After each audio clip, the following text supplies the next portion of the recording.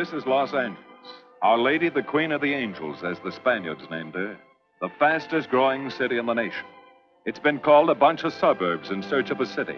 And it's been called the glamour capital of the world. A mecca for tourists. A stopover for transients. A target for gangsters. A haven for those fleeing from winter. A home for the hardworking. It is a city holding the hopes and dreams of over 2 million people. It sprawls out horizontally over 452 square miles of valleys and upland, of foothills and beaches. Because of that vast area, and because of a population made up of people from every state in the Union, Los Angeles is the largest police beat in the country, and one of the toughest. We're going to take you into the city hall where police headquarters are located. Here in communications are the ears and voice of the police. The lights on the complaint board flash 24 hours a day. Citizens reporting a prowler, a lost child, a man molesting a woman, an auto accident, a wild party. Spend an hour or two here and you will think the whole city has gone berserk. Minute by minute, the orders go out to the radio cars in the far-flung divisions. Watts and Wilshire in West Los Angeles. Hollywood and Hollenbeck Heights in North Hollywood. The work of the police, like that of woman, is never done. This is the case history of a killer, taken from the files of the Detective Division. The facts are told here as they happen. The story properly starts here in Hollywood Division headquarters at 1 o'clock of a June morning last year. Officer Robert Rawlins had finished his tour of duty and signed out. It had been a tough day. He'd be glad to get home. His wife would be waiting up for him as she always did.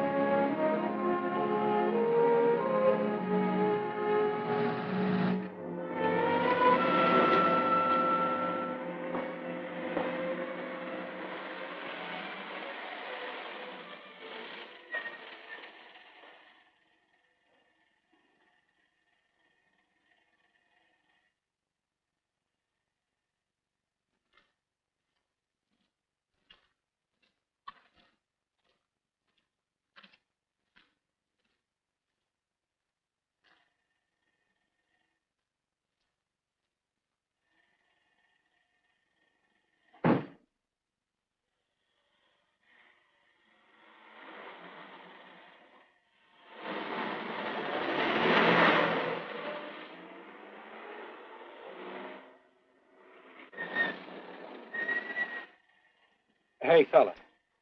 Come here.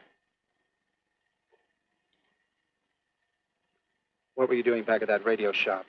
Just looking. I was on my way home. Live around here? Yeah, a couple blocks down. Let me see some identification. Sure. Yeah, I guess I forgot my wallet. Look, lad, I've got to see some identification. How about my Army discharge? I got it right here.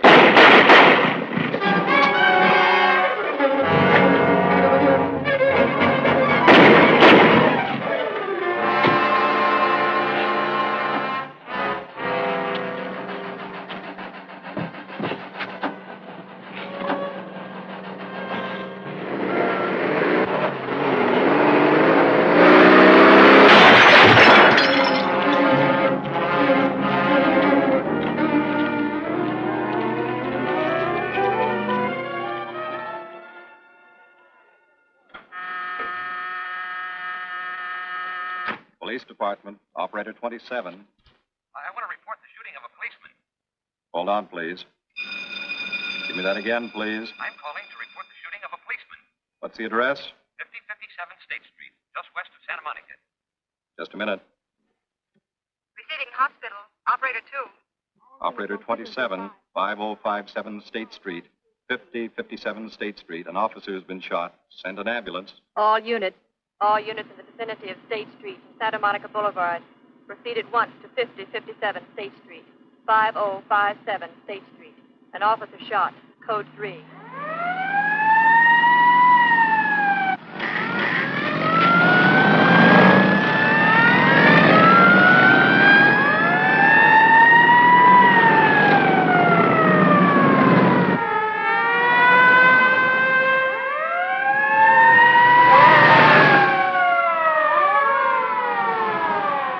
To Control 1. Control 1 to 80K. Go ahead. This is Breen. Instruct Homicide to throw out a Dragnet and pick up all suspicious characters in the area of the shooting. Also notify Sergeants Marty Brennan and Chuck Jones to report to me at the scene of the crime. Control 1 to 80K. Roger.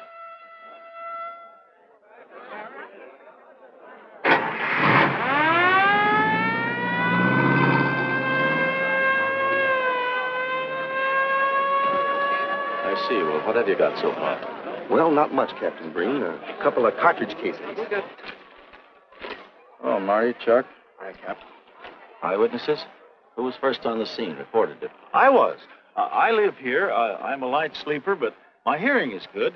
And my cat... Did the officer say anything before he collapsed? Yeah, he gave a description of the fella. On the shooting of the officer. Suspect is a white male American. Age 26 or 7. 5 feet 10 or 11. 155 to 165 pounds. Brown hair. Regular features. Pencil mustache. Repeat broadcast. All units. Is that about it? Yes, sir, exactly. And the officer kept saying, he looked like such a nice kid. He looked like such a nice kid. As if he couldn't believe what had happened to him. I see. Is that all? Yeah. Thank you very much. Yeah, well, anything else I can do, I'd be glad to help you. We may call you. Get his name and address, will you, Bob? This door been checked, Lee? Yeah, it's okay, Captain. Find anything? Nothing but some smudges so far. Found this in the glove compartment. I think it's nitroglycerin. Doesn't look quite right. Well, check it down at the lab. Right.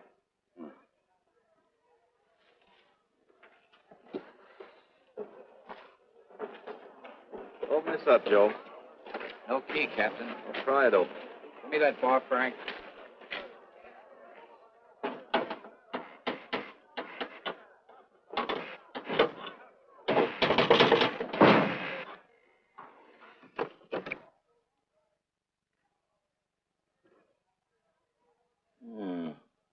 Regular arsenal. Yeah, get a load of that. What is it? I don't know. It looks like some kind of an electrical device. United States Navy. It's either stolen or war surplus. Send all this stuff down to the lab and check the serial number on that Navy equipment. Yes, sir. Captain Breen. We found these in the weeds over by the radio store. What do you got? A pair of cloth gloves, Captain. Well, he thought of everything, didn't he? All right, give them to one of the technicians. Yes, sir. Marty, you and Chuck come along with me. Let's go downtown and see what they picked up in the Dragnet. Right.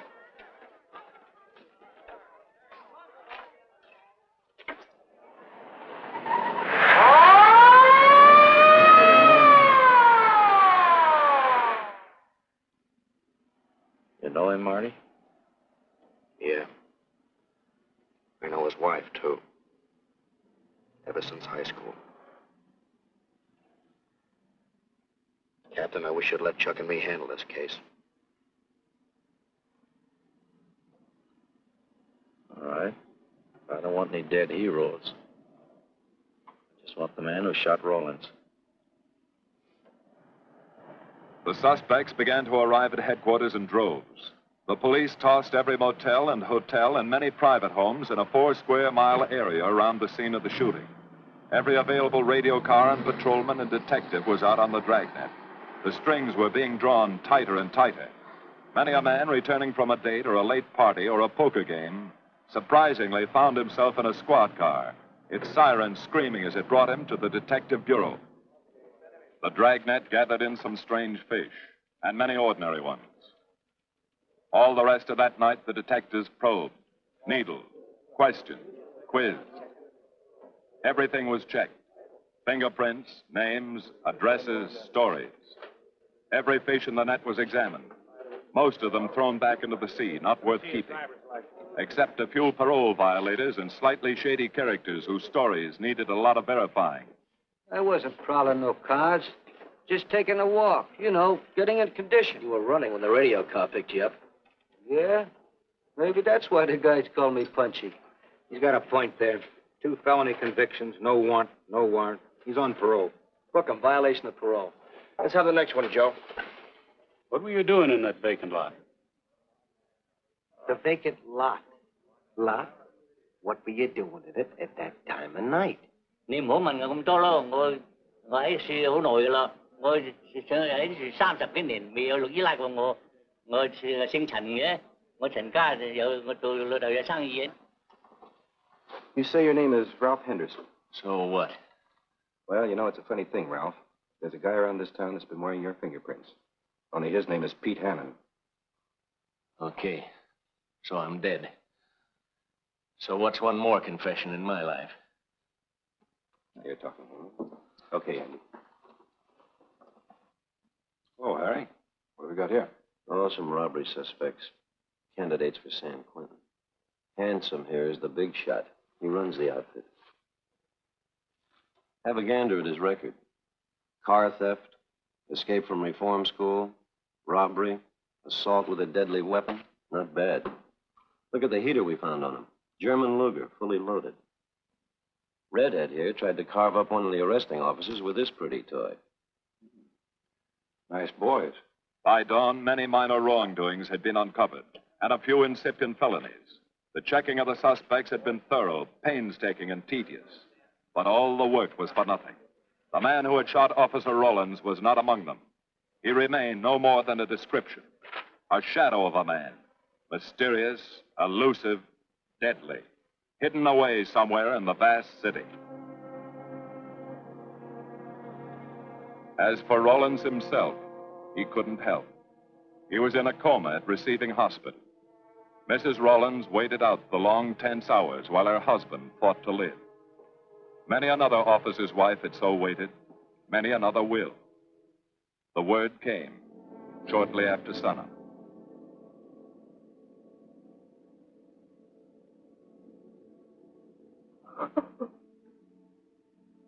Oh.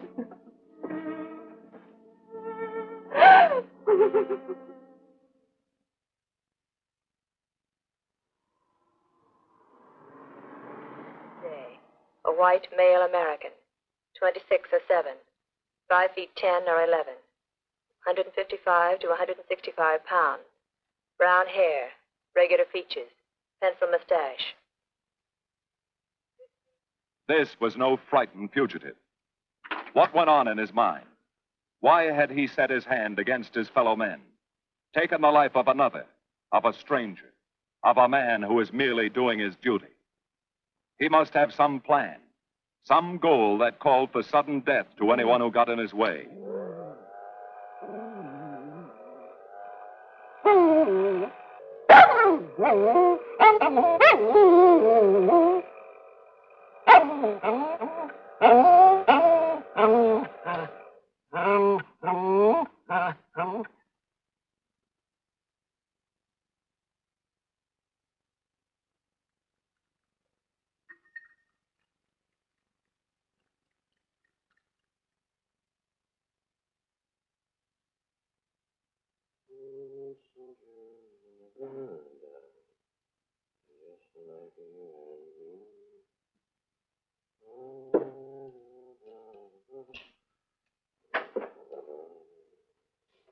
Morning, boys.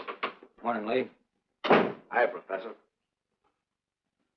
Well, I thought this was safe cracker soup. You gonna drink it, I hope? I'm really a nice guy. Stick around. I'll prove it. Come over here.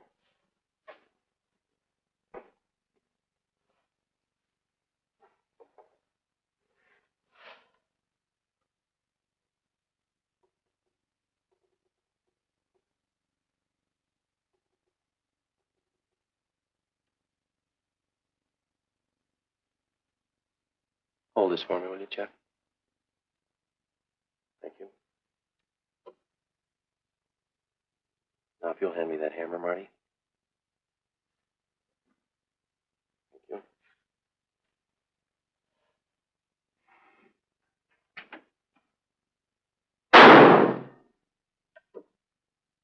Yeah. Nitroglycerin. I didn't ask for a collection of fingers, just fingerprints. All those nice fingerprints on the car belong to the man it was stolen from, Cap. Nothing on the guns or picklocks? Not even an interesting smudge. The gloves. Common type, worn by undertakers. I'll check on them. They won't show anything. What did your scientific test show? A couple of little things. Tool identification on these picklocks. I got one under the scope. You want to take a look? Yeah.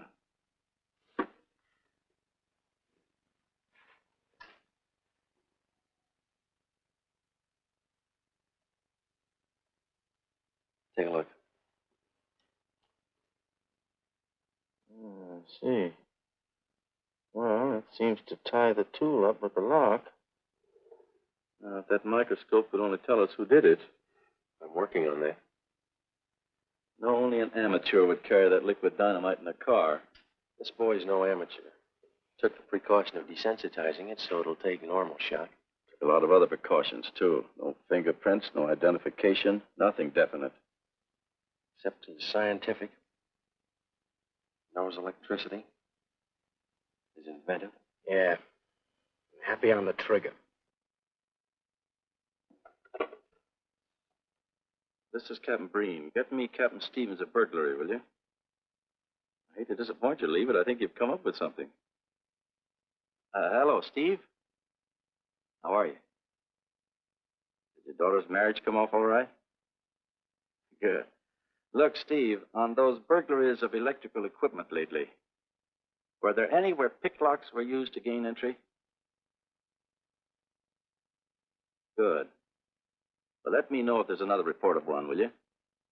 I've got an idea the Rawlins killer may be tied in with those. Fine. And give my regards to the newlyweds, too. So long, Steve. Well, what are you waiting for? You've got a job, haven't you? Get going. Yeah, let's go, Junior. Hold this for me, will you, Lee? Thanks. And so, with no fingerprints and only a vague description to go by, Sergeant Brennan turned to the modus operandi file. A criminal, like any human being, has his own habit patterns, unconscious traits that can lead to his downfall.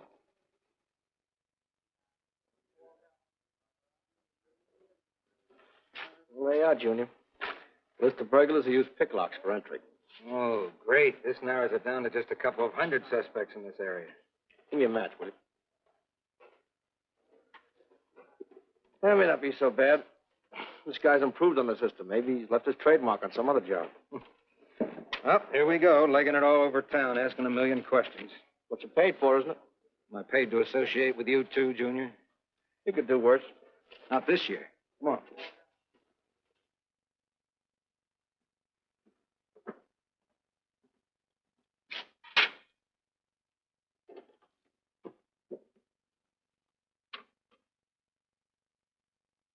Car 12, car 12, in the 10,000 block on Mississippi. A 394-15 disturbance.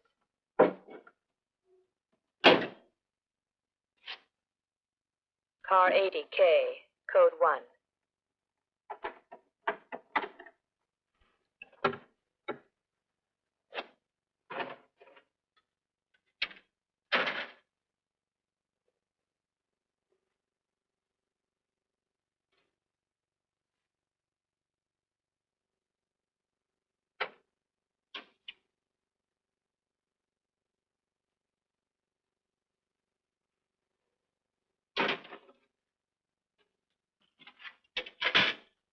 All units, on the broadcast of the suspect arrested in the shooting of Patrolman Rawlins. Cancel the cancellation. Suspect released from custody.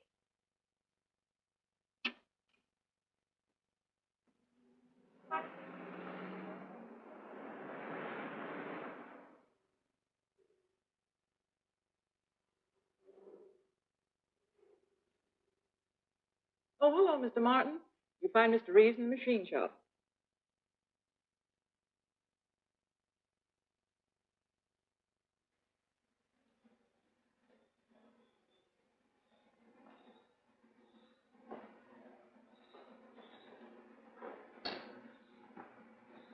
Oh, Roy. Glad to see you. How are you, Mr. Reeves? Hi. I was hoping you'd drop in. I wanted to thank you for showing us how to handle that repair job. Helps a lot.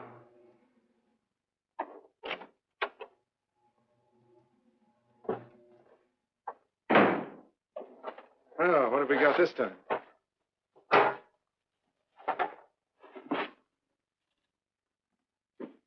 Silograph.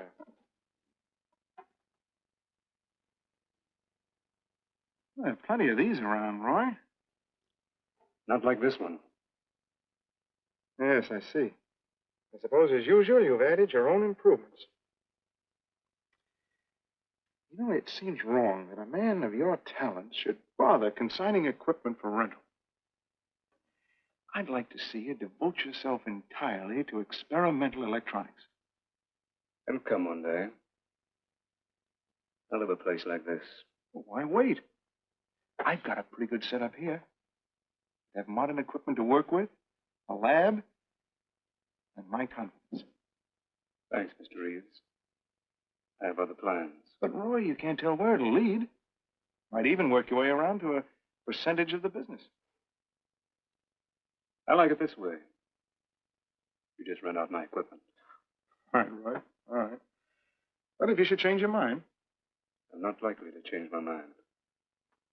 I suppose you want me to set this up for rental, too. Mr. Reeves, you've already got 5 pieces of my equipment. You'd like to know what results I've had from the rental so far, Well, I can't say as I blame you. I think you'll find this satisfactory. Satisfactory. Goodbye, Mr. Reeves. You'll come back again soon, won't you? Sure. Oh, incidentally, how's that television projector coming along? The one you said would reflect a 12-foot image. Still working on it. I just wanted you to know I've already set up a rental on it. In fact, I think they'd like to buy. It'll come pretty high. Oh, money's no consideration with this customer.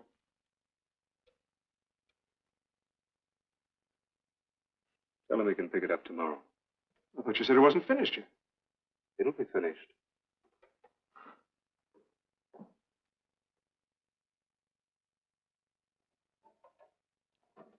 It uses an image fixer and then projects by ordinary incandescence.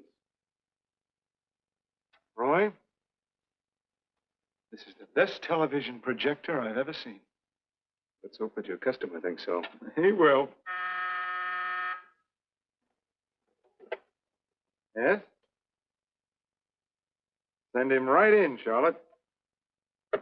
There, you see, our customer is here, begging for the privilege of buying. Better be running along. I'm not much good at business. Oh, but Roy, he'll want to congratulate you. Just see that the price is right. All right, Roy. I'll get you a good deal. So long. See you.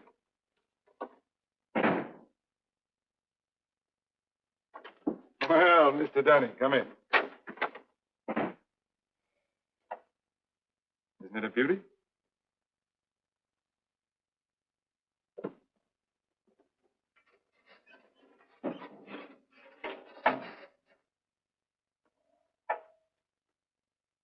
It's a beauty, all right. You like it? I certainly do like it. You see, it's mine. What do you mean? Let me have the police. I built it. Spent years on it. Oh, you must be crazy. Roy built this machine himself. Your friend's a crook, Paul. You've been taken in. Hello? Give me the burglary detail. Dear Jim, regarding your inquiry on the .38 caliber Smith & Wesson revolver, sir. Oh, come in, boys. Burglary detail just sent this report through. It's a man named Dunning reports tracing a stolen television projector to the Reeves Electronics Lab. Think it's a tie with the Rawlins case? Well, take a look at this fellow Reeves and see what gives. I'll notify burglary. We're following up on it. Right. Come on, Junior. What else did he place with you for rental? Oh, a number of things. All war surplus that he bought on his veterans rating. Oh, is this more of his equipment? Yes. Yes, he left it here on consignment. I'm sure that Roy can explain everything. Well, maybe he can, Mr. Reeves, if you'll tell us where he lives. But I don't know. Mr. Martin's on the phone, sir. I'd better talk to him. I think so, Mr. Reeves. I'll take it in the superintendent's office.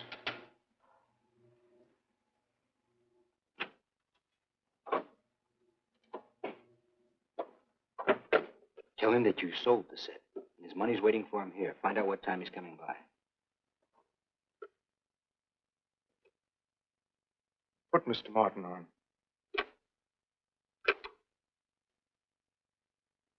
Hello, Roy? Yes, I've sold it. Your money is waiting here for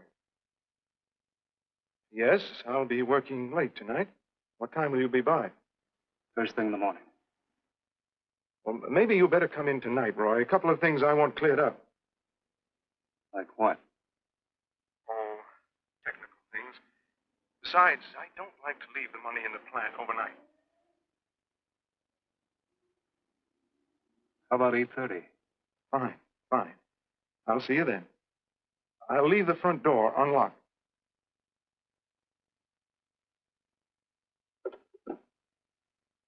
You'll be here at 8:30.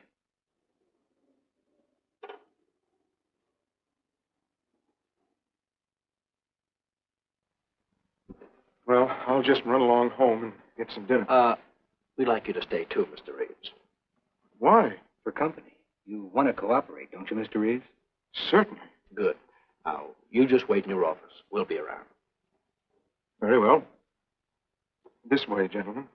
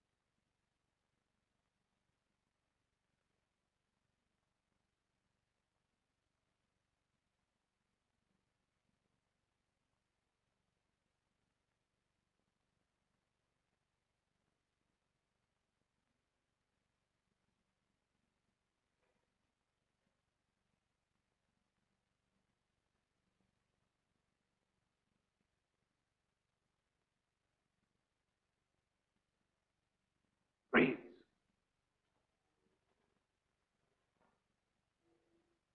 That you, Roy?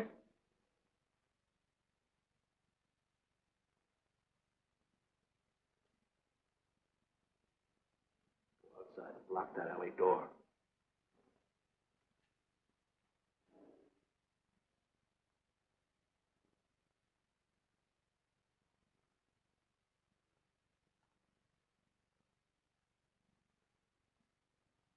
Where are you, Roy?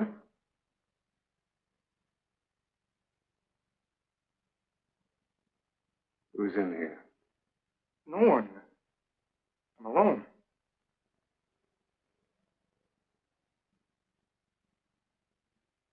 Come on in. I've got your money for you.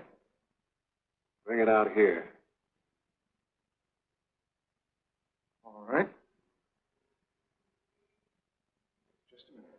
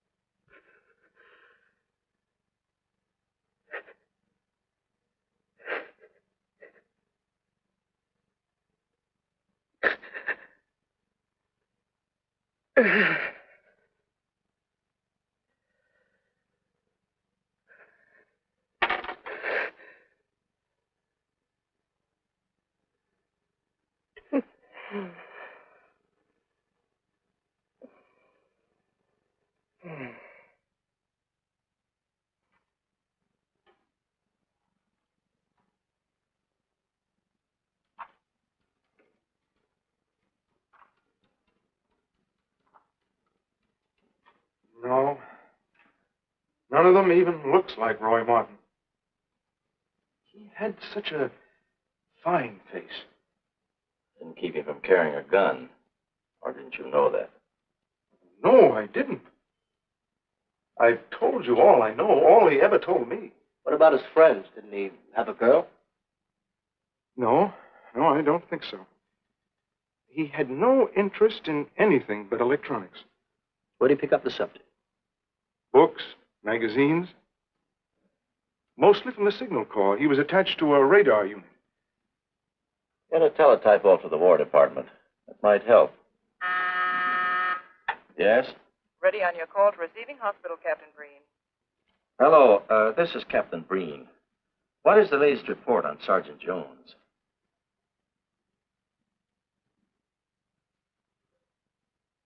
I see. Well, let me know if there's any change, will you? Thanks. Chuck's in pretty bad shape, Marty. He's paralyzed. May never walk again.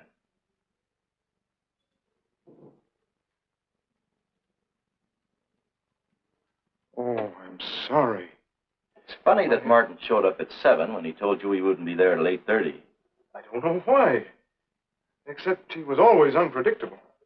I'll tell you why. Because you warned him. That's why he came early. That's why he came in the back way. But you heard me tell him the front door would be open. And the key didn't let him in the back way? He must have had one made. Why don't you tell us the truth? Marty.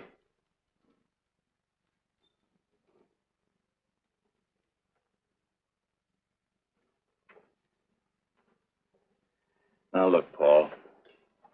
You can make it a lot easier for us to believe your story if you'll just give us some facts. Something that might help us. I've told you all I know.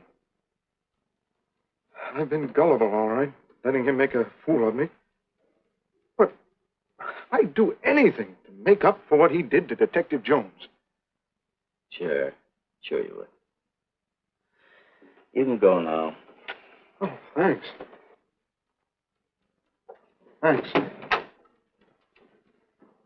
My friends, they can vouch for my character. That's good. We'll call you if we need you. Thank you very much. I think he's telling the truth, Marty. I think he's just gullible, like he said. What about the stolen stuff he was trying to peddle for Martin? We'll use it for bait. Maybe Martin will come back for it. Then we can ask him. Here. Nevertheless, I want a 24-hour tail put on Reeves, and I want a watch on his home and his factory. Right. You can keep those. Okay, Captain.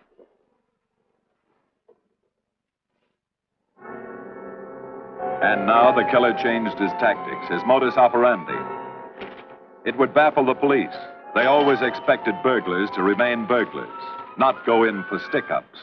They'd never tie this up with him. So wearing a variety of disguises, coming and going like a shadow, ready to kill if cornered, he struck the bottle stores in a one-man blitz that had the robbery detail dizzy.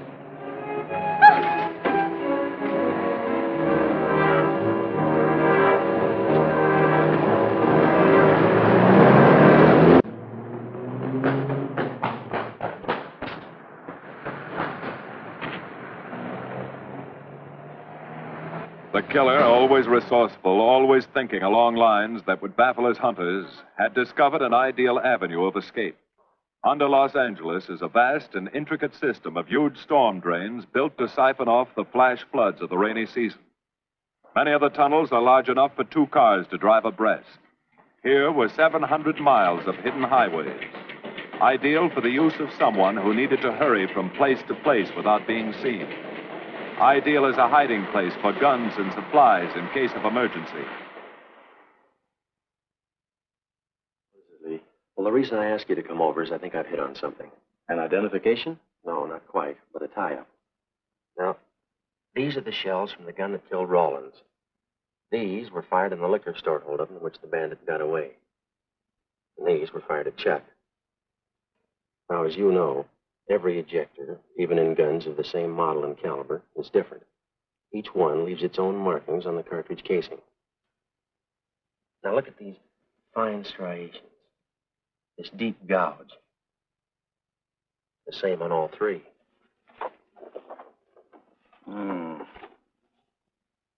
In other words, the man who killed Rawlins and the man who shot at Jones and Brennan, the stick-up who's blitzing the liquor stores, are all the same man. Right. All we need to know is what that man looks like. Get me Chandler in robbery, will you? I've got an idea about that. Also, it'll give us a chance to see if Reeves is on the level with us. Steve, Breen, about those blitz holdups you're on. Round up all the victims and have them down here tonight, will you? Oh, it's just a little scheme. Thanks, Steve. That's good. Now sketch another one of the same type, only this time thin it out a little, huh? All right. Hi, Lee. How's it coming? You ready for tonight? We'll be ready. Think it'll work? Should. Where'd you get the idea? From a kidnapping case in Chicago. But I thought these slides might be an improvement over the method they used. Could be. Captain thinks so. Good evening, ladies and gentlemen. May I have your attention for a moment, please? You've all been asked to sit in on a little experiment tonight. We're going to try to build a picture of a face. A face of a man who's cunning, resourceful, and deadly. He's a man who killed a police officer. Now, some of you he held up at the point of a gun. You may have seen his face, remembered something about it. And we want you to tell us exactly what you remembered. Whether it's his hair, eyes, nose, or mouth. And we're going to try to put those pieces together so that they add up into a picture of the face of the man we want. Now, you can see how we're depending on you. Lights. Now, first, we're going to concentrate on the type of hair our man had.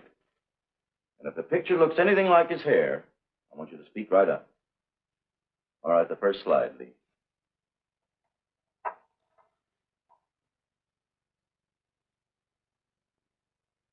His hair had waves in it. Well groomed. That's the idea, Miss Smith.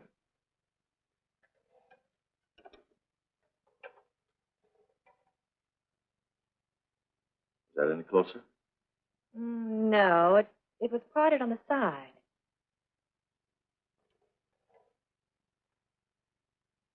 Oh, that's more like it, except it was thicker.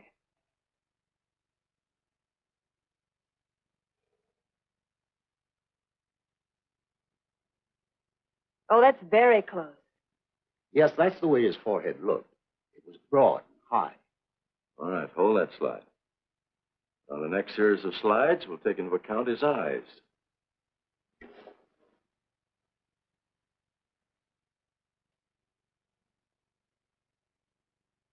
Oh, 1 minute, please. Wait, 1 minute. His eyes were a little like that. Maybe a little smaller, like beads. Go on, Lee.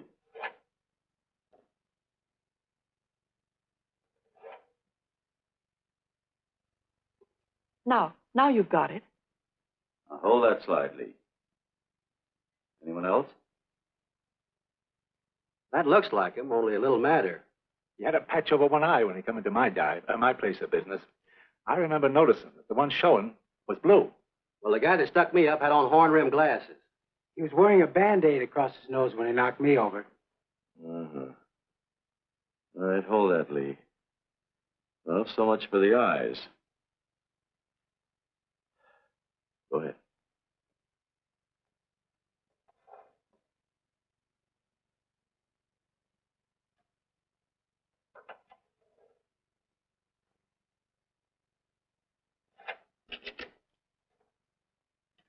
Señor Capitán. Yes, Miss Montalvo? Ay, ¿cómo se dice en inglés? A sus órdenes, señorita. Ah, qué bien. En este bandido, la nariz fue chata, como aquella, pero un poco más chata y más ancha. Like that, Captain, but more snub, wider. Try another one, Lee. Como aquella. Casi la misma. She says that's about it. Thank you very much, Miss Montalvo. Get Reeves. Any more comments? That's pretty close, all right. Pretty close. Perfect. All right, now we'll start on the mouth and chin. The next series, Lee. I think his lower lip stuck out more. The mouth was thin and mean, like it never laughed. Go ahead. Something like that, but thicker lips. There. That's it. That's him. All right, now hold that right there, Lee. Oh, come in, Mr. Reeves. Good evening, Captain. You ever see that face before? Why, it's Roy. Except for the hair being a little lighter and the eyebrows heavier. It's Roy. You're sure? I'm positive I'd know him anywhere. Lee, I want a retouched photograph. Now lighten the hair and give more body to the eyebrows. Right. Lights.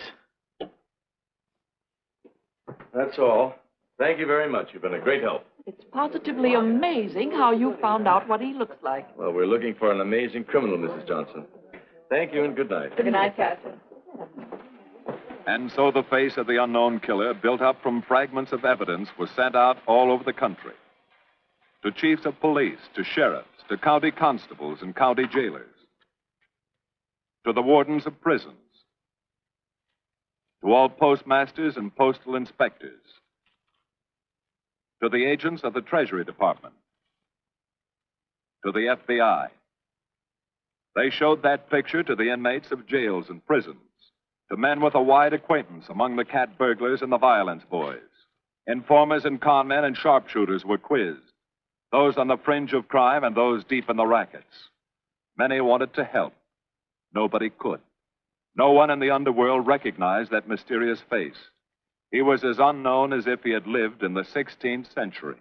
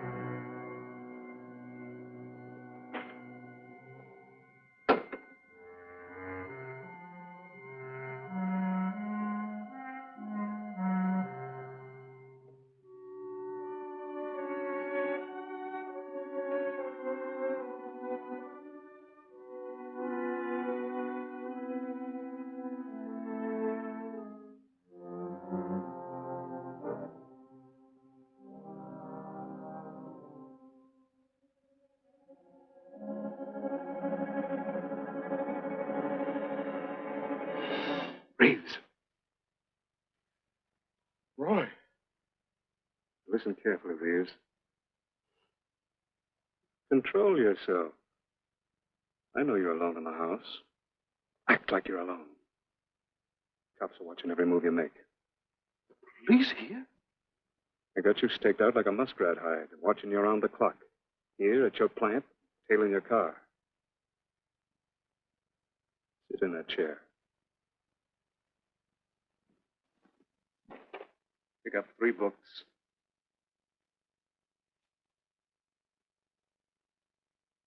Don't look up and don't answer me. All right. But glance at the books.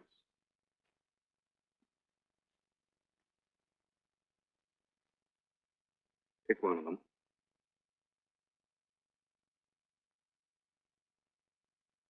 Okay. Now, that's the book you want to read before you go to bed. Now, get up and turn off the lamp.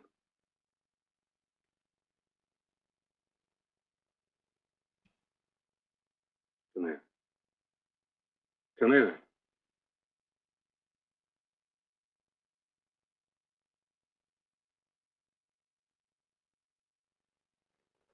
Go in the den.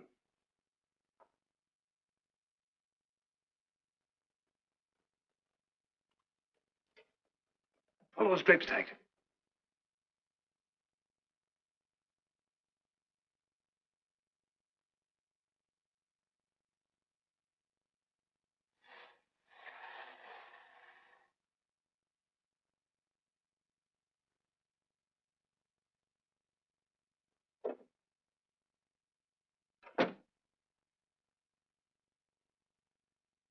Get away from them.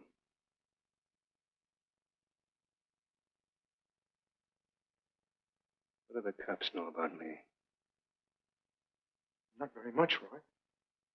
No fingerprints. They haven't even got a picture of you. They're trying to make one.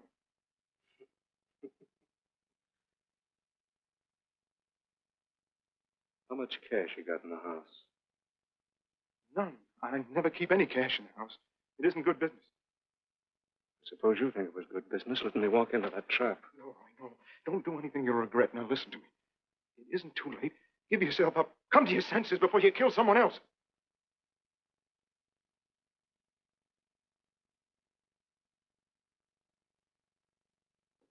What do you mean, someone else? What do you mean? Nothing. The two officers, they said one of them might die. He's still alive, isn't he? Reeves? I never thought you'd stooge for the police. You almost got me killed. Roy, you know the police are right outside. You'd never get away with it.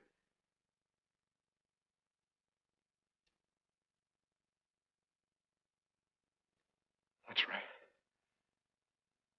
Now you're being sensible.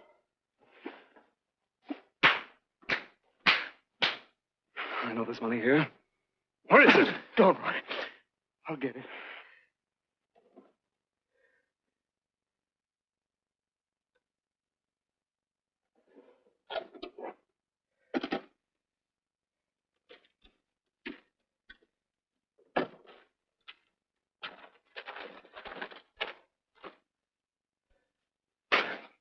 It's not enough. Stuff you got in mind is worth thousands.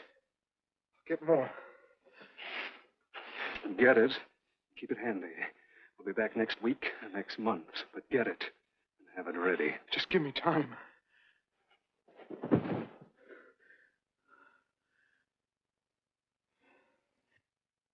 Oh! Look, I don't want policemen outside my house following me around. That's what made Roy suspicious. I'm leaving in the morning. I'm afraid I'll have to disappoint you, Paul. Unfortunately, you're our bait. I won't do it. I've done enough. Look, no one's done enough until we find this killer. I asked you to keep a sharp lookout on this house, Marty. I did. Two of the best undercover men of the department were assigned here. I didn't keep Martin from getting in. What's the matter? You tired?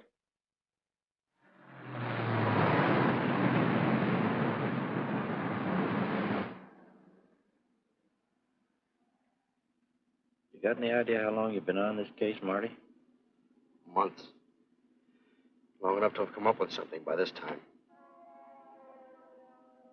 You know any more about the Rawlins killer than you knew the first week?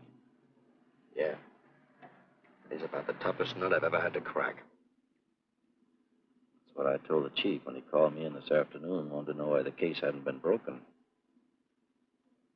Look, Captain. Rawlins was a friend of mine. So's Chuck. I've got a bigger stake in this than the chief knows. I'm doing everything I can. I'm afraid it's not enough, Marty. Maybe you're too close to it to see it clearly. Maybe it needs a fresh team, a new viewpoint. I think you better take a couple of weeks off, Marty. Starting tomorrow. Anything you say, Captain.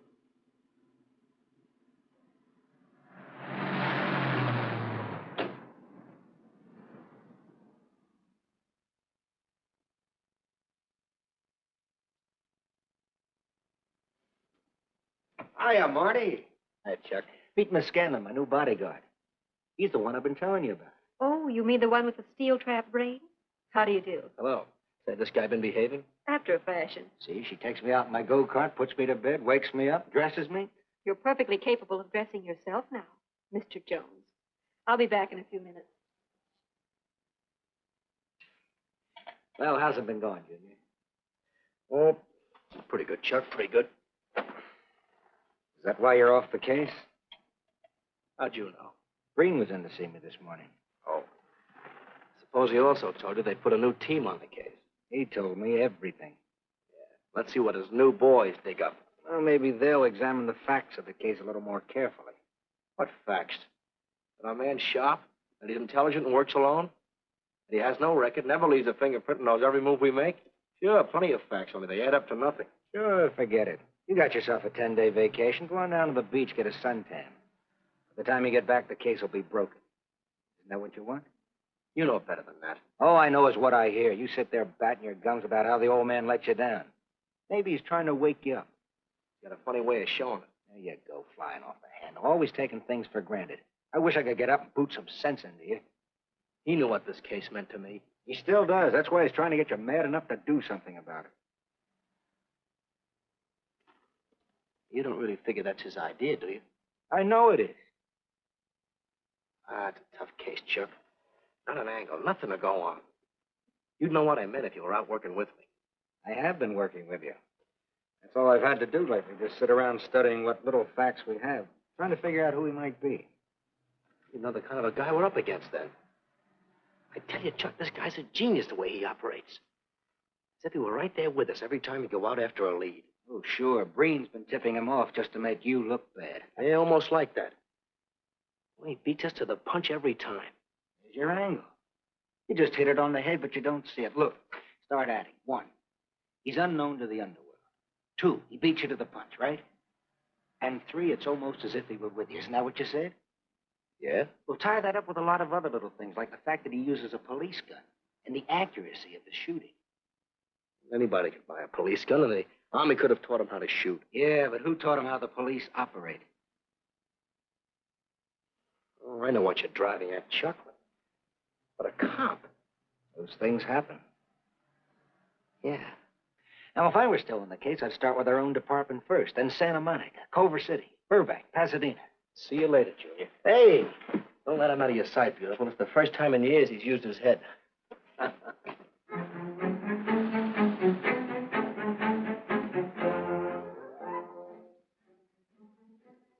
But you get a print of every mug we take. We always send L.A. a copy, Sergeant. It's personnel photos I want. You mean of our boys?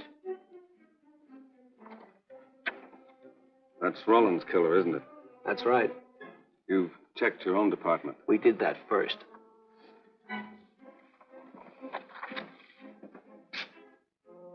And so the tedious quest went on. Sergeant Brennan wore out his shoes and his patience, going from police station to police station, checking photos until his eyes were blurry. For police work is not all glamour and excitement and glory. There are days and days of routine, of tedious probing, of tireless searching, fruitless days, days when nothing goes right, when it seems as if no one could ever think his way through the maze of baffling trails a criminal leaves. But the answer to that is persistence, and the hope that sooner or later something will turn up, some tiny lead that can grow into a warm trail and point to the cracking of a tough case.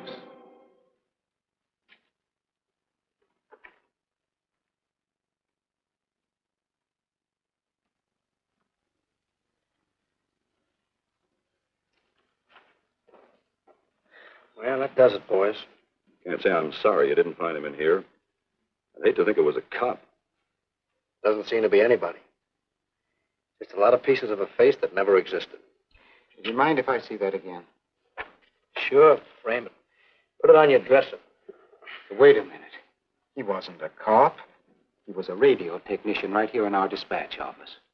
What did you say? I'm saying he worked here in 42. Well, come on, give. I remember the kid well. He was sort of strange, never bothered with anyone in the department, just kept to himself. He was in line for promotion when he was drafted. Where was he living at the time? I don't remember. Try the dead files. He never asked for his job back after the war. I remember writing to him about it, though. He was an excellent worker. Oh, yeah, here we are. Yeah, this is it. Took a while before he answered, but like he says in the letter, he wasn't interested.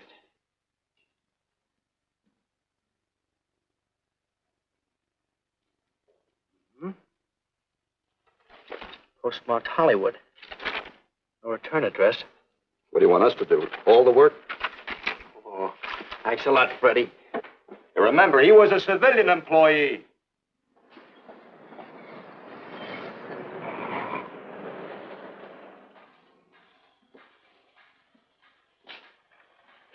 Well, how about it? Anybody recognize him? Not on my route. I never saw him before. Yeah, okay, fellas. Thanks very much. I thought for a minute. No. He had that face. I wonder. Yeah? Well, this may not mean anything, but he looks like a guy that's on my route. He never gets any mail, but I see him around there all the time. He lives in one of the courts. Where? Come on, I'll show you. It's not that easy. What time does your route take you past those courts? About 9 o'clock. Why? Just thinking.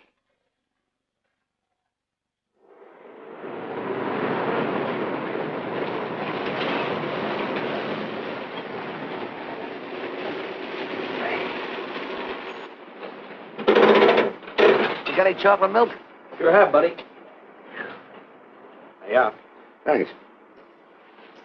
What's your pocket? Straight on back.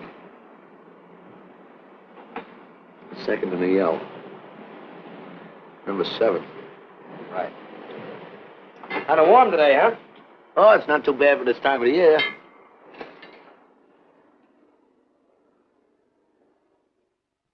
Good morning. Morning. You're new in the route, aren't you? We had a substitute. What happened to the other fellow? Sick. Oh, what's the matter with him? I don't know. I catch everything. Hear about it in the radio, and next morning I got it. Too bad. You aren't very social. The regular fellow always stops and talks to you. Sorry, Letty, I'm a little late this morning. I was hoping maybe you could help me. There's something very funny going on in this court. Yeah? I was scared to go to the police with it. I thought maybe I might be poisoned. What? Yeah. By the manager. She's a witch. She's a what? A witch. She puts poison in my milk. Oh, I see. Look, you switch the bottles when she isn't looking, see? Drink her milk. Then you'll be safe, right?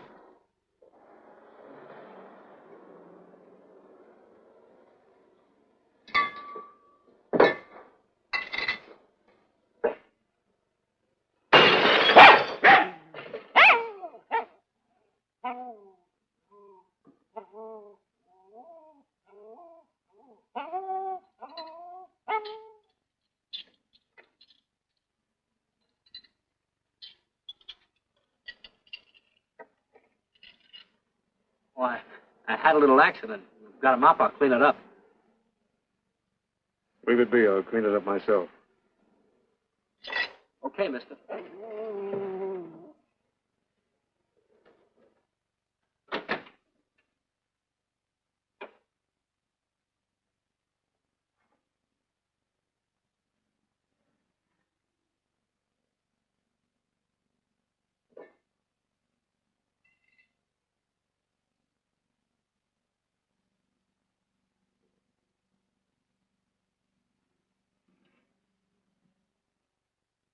The place is called Bellevue Court. I drew this from memory, but it's pretty close. That's where he's hiding out, right there. You sure he's our man, Marty? Captain, I couldn't go wrong on that face. He's our man.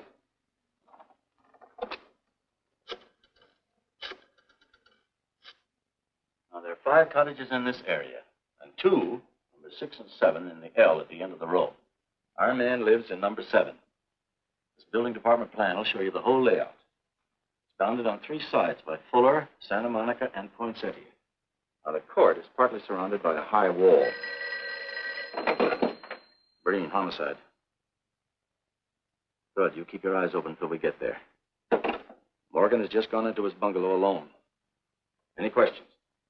All right, you all have your instructions. Let's go.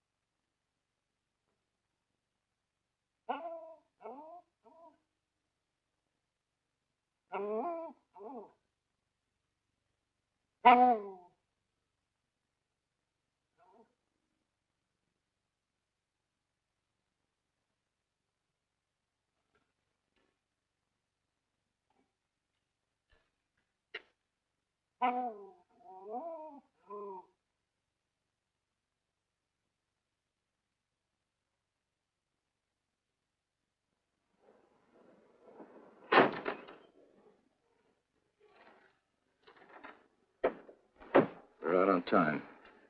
Wait 5 minutes. Go around and block the side entrance. Keep your lights off.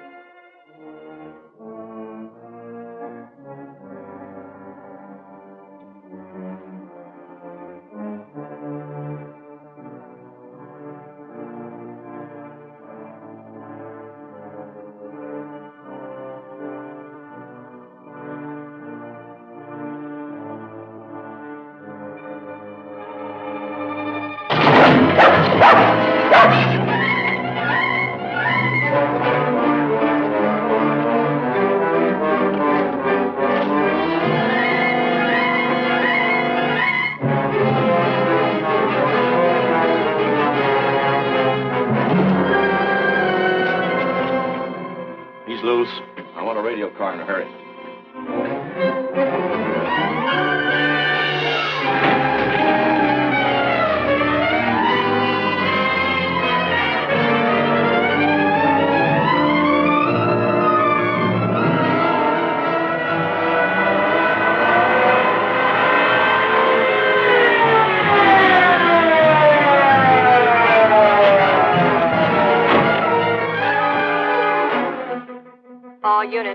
All units in the vicinity of Santa Monica and Fuller. The murder suspect in the Rollins killing is at large.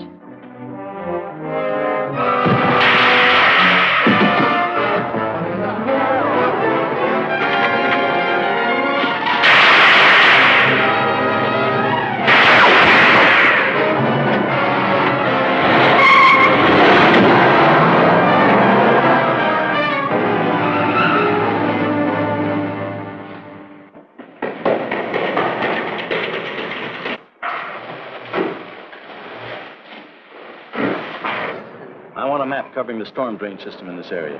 Get it? Meet me at Venice and Garfield. Jones, Miller, you stay here in case he comes up for air. I want a man at every other drain entrance along this line.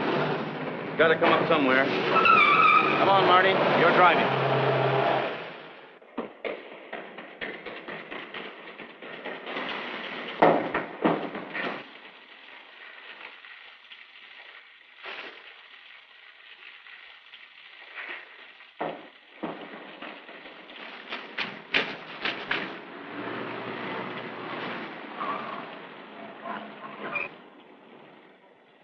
Keep this drain covered. It's liable to pop out anywhere.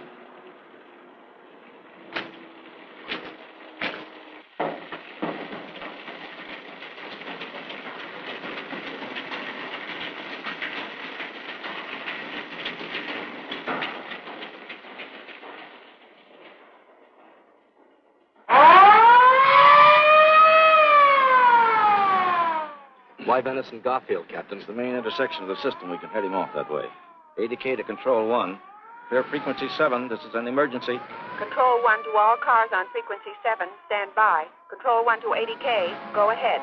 Notify homicide. Send the following to Venice and Garfield. 4 squads, battle lanterns, gas mask, tear gas. Urgent. This is a code 3. Control 1 to ADK. Roger.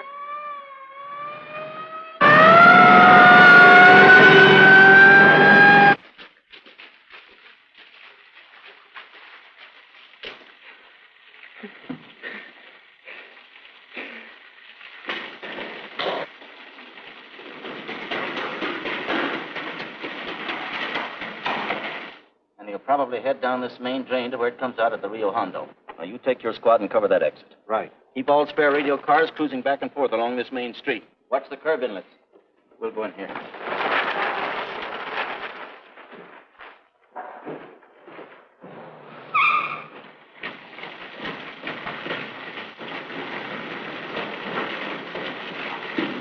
Any sign of him? No. And we've searched every foot between here and the Rio Hondo outlet. And he must be up ahead.